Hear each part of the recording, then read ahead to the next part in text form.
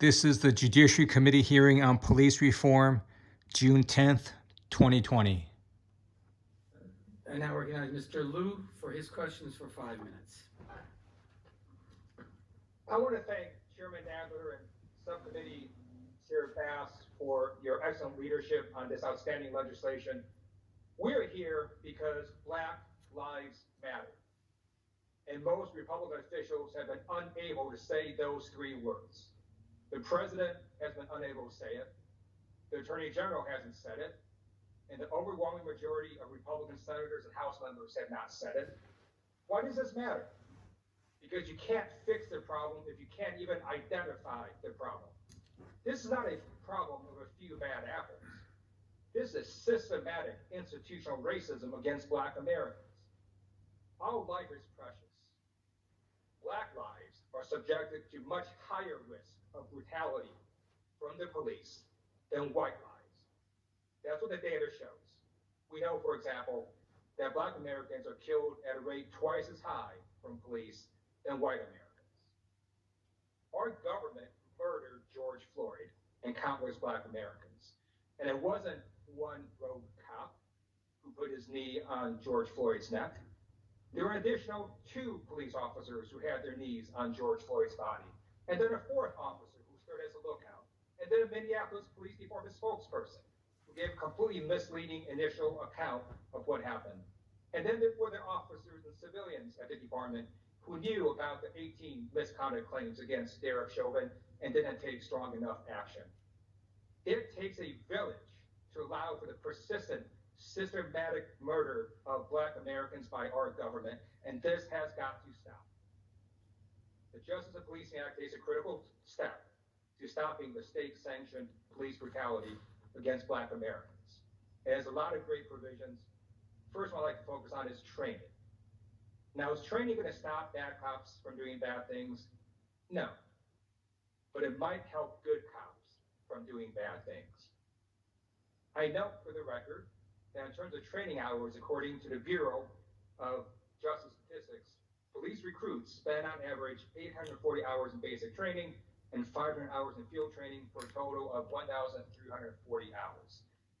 In California, to be a licensed cosmetologist requires 1,600 hours.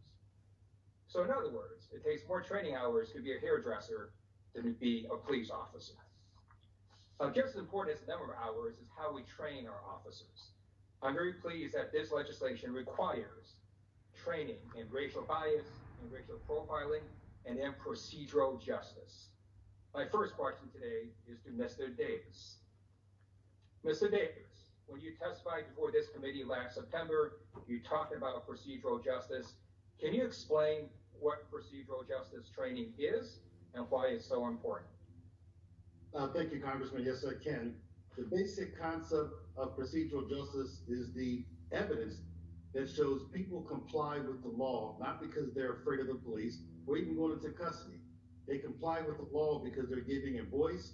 They believe the law is fair and equitably applied, and that the process will be fair to them. We know this over the years when people get tickets and we survey them. How they're treated determines their view about that process more than whether or not they got the ticket. So this idea of procedural justice is a way to obtain compliance, how to get people to but to comply, and it should be trained so that officers know how to gain compliance, how to give people a voice, how to recognize how they treat people has a greater impact on how they respond to that authority than anything else. Thank you very much. My second question is to Ms. Eichel. Recently, Attorney General Bill Barr stated that he didn't think there was systematic racism in law enforcement systems. Do you agree with him that this is just an issue of a few rogue cops rather than the systems we currently have in place? Not only do I disagree with him, but if Attorney General Barr would consult the reports issued his own department in pattern and practice investigations in over 24 jurisdictions throughout the country, he would learn that systemic racism actually exists in police departments around the country that has been fully investigated and found by the Department of Justice, who who sued those jurisdictions and put them under consent decree. The bad apple theory of policing reform is a failure. It looks only at individual officers instead of the system in which they operate. And if we want to change culture, if we want to change relationships, then you have to change the rules that govern that system.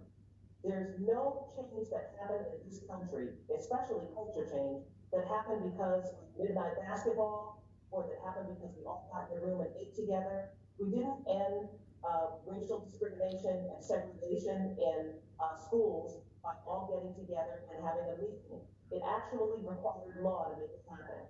We didn't end the barring of women from being hired in certain professions by having a conference. It required the law.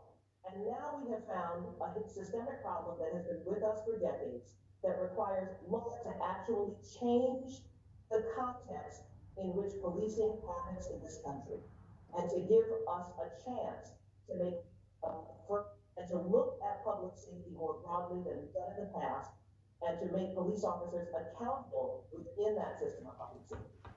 Thank you very much. The time of the gentleman has expired. I now recognize Mr. Klein for 5 minutes.